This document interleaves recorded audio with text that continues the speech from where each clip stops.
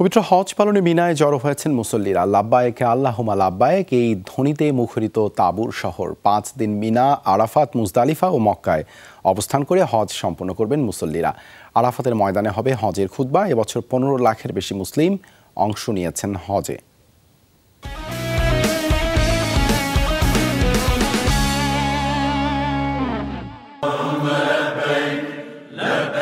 মসজিদুল হারামে এশার নামাজ পড়ে মুসল্লিরা পৌঁছান মিনায়। 9 কিলোমিটার পথ কেউ পাড়ি দিয়েছেন হেঁটে, কেউ বা গাড়িতে।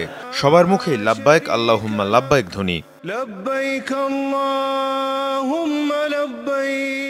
8 জিলহজ সূর্যোদয় থেকে সূর্যাস্ত পর্যন্ত মিনে অবস্থান করবেন তারা। তাঁবুর শহরটি পরিণত হয়েছে জনসমুদ্রে।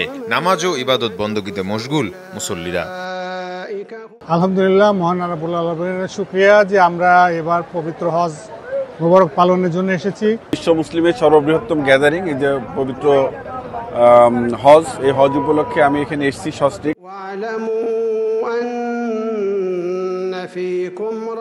শনিবার ফজরের নামাজ পড়ে মুসল্লিরা যাবেন আরাফাতের ময়দানে।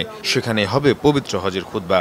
মুজদালিফায় রাত্রি যাপনের পর 10 জিলহজ সকালে আবার মিনায় ফিরবেন হাজিরা। পরে জামারায় শয়তানের উদ্দেশ্যে পাথর নিক্ষেপ করবেন।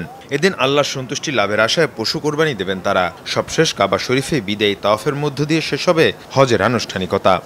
যদিও এবার একটু গরম, কিন্তু গরমের ভিতরেও সৌদি সরকার এবং বাংলাদেশ সরকার উভয়েরই যে সিস্টেমগুলো অত্যন্ত সুন্দরভাবে সম্পন্ন হয়েছে এবং আমরা সুন্দরভাবেই এখানে এসে পৌঁছেছি। এদিকে বাংলা সহ এবারই রেকর্ড 50টি ভাষায় অনুদিত হবে পবিত্র হজের খুতবা। বিশ্বের প্রায় সব প্রান্তের মানুষের কাছে হজ ও ইসলামের শান্তির বার্তা পৌঁছানোর লক্ষ্যেই এ উদ্যোগ। মীর মুশফিক আহসান, যমুনা নিউজ।